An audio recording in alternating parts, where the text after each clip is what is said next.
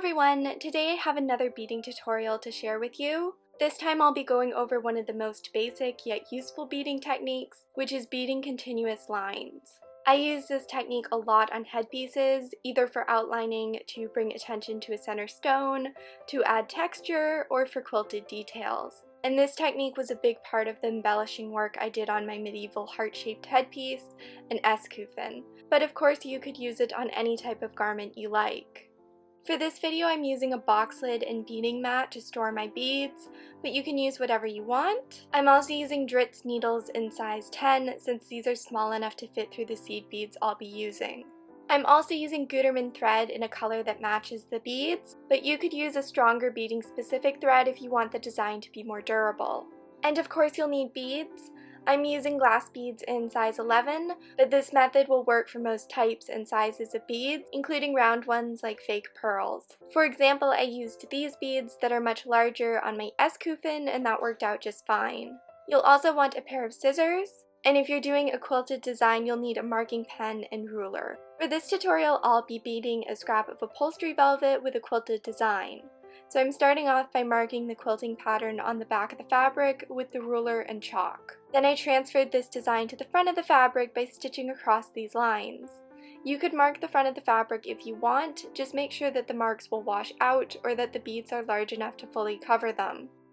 Start off by knotting the end of the thread as you normally would, then bring it through the fabric. Now make several small knots where you want the beading pattern to begin.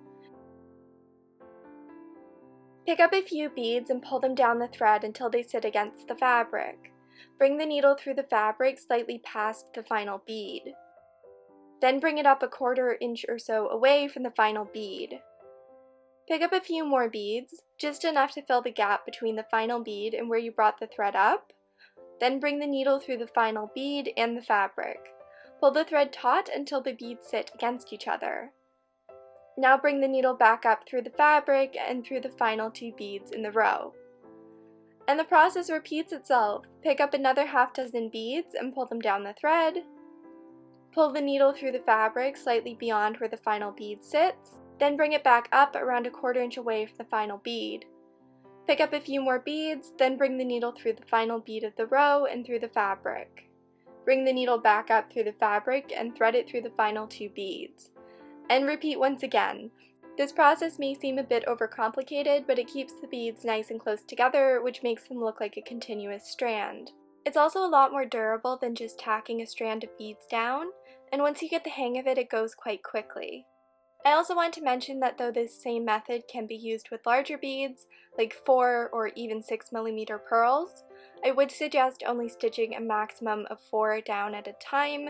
If you sew on 6 or 8 at a time, they won't be very secure and can flop about, which you don't want. So with those, it's better to work with smaller quantities, but since they are so much larger, the process should still go quite quickly. Here I've zoomed in a bit more, so I'll go through the process again. Pick up a half dozen beads and pull them down the thread. Bring the needle back up a quarter inch away from the final bead. Pick up a few more beads and thread the needle through the final bead of the previous row and the fabric. Now bring the needle back up and through the final two beads of the new row.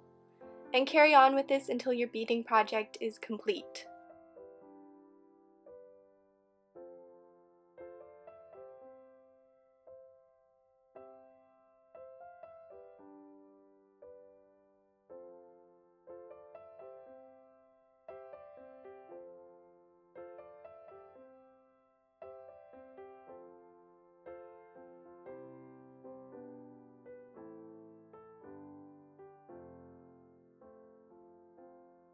This is where I chose to end mine, and I should probably mention that to film this video I had to bead at a weird angle, so mine looks a little bit wobbly, but on the bright side that means that your attempt will probably look better than this sampler, and that wobbliness can definitely be avoided with practice and by beading at an angle which is more comfortable for you. Now I just wanted to show you the process for beading around something. The only difference between doing this and sewing straight lines is that you should use smaller quantities of the beads.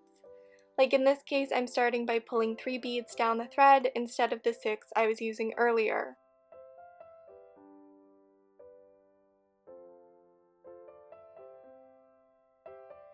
And we've reached the end!